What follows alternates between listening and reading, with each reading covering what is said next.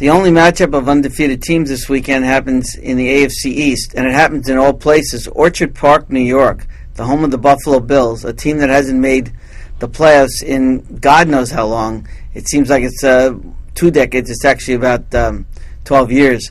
And in this one, the key is going to be which team can play a little defense, because both teams are dynamic offensively. Of course, this season, everybody seems to be dynamic offensively, except maybe the Kansas City Chiefs and Seattle Seahawks. They're on a record pace in the NFL for touchdown passes. They're on a record pace for yardage, record pace for points. And, of course, the leaders of that are Tom Brady in New England and Ryan Fitzpatrick, who's done a very good job in Buffalo. And there's not much controversy over whether he should be the quarterback up there. Monday night's game has a little bit extra juice to it, and it's a great rivalry anyway.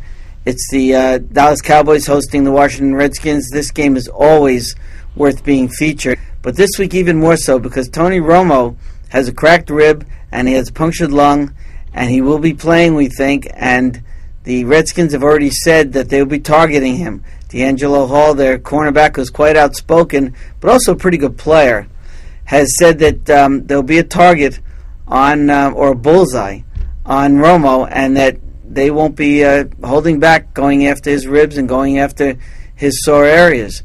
And you can be sure that the Cowboys will be thinking the same way and going after the Redskins players who might be carrying a few injuries too. I think Romo, like any quarterback or any player in the league who's injured, should know that he's carrying a bullseye and that teams will go after him.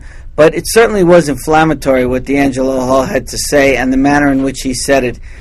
He's pretty much saying that this game is going to be more than just football, and if we can hurt Romo, well, that's better for us. I'm not sure the league will look too kindly on that. I'm not sure this is a finable offense, but let's see how he plays and whether he does things against Romo that might be considered dirty or unnecessary.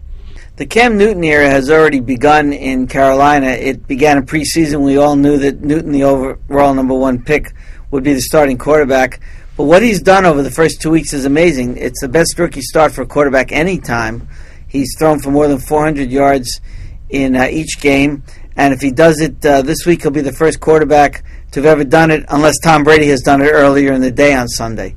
Now he goes up against a Jacksonville team that looked awful in its game at the Jets, and has decided to, after 2 games, bench veteran Luke McCown, who's kind of a journeyman, and their number 1 pick, Blaine Gabbert, will get in the lineup, and it'll be the start of the Gabbert era in Jacksonville.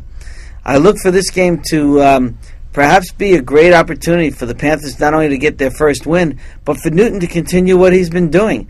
And what he's been doing is pretty amazing.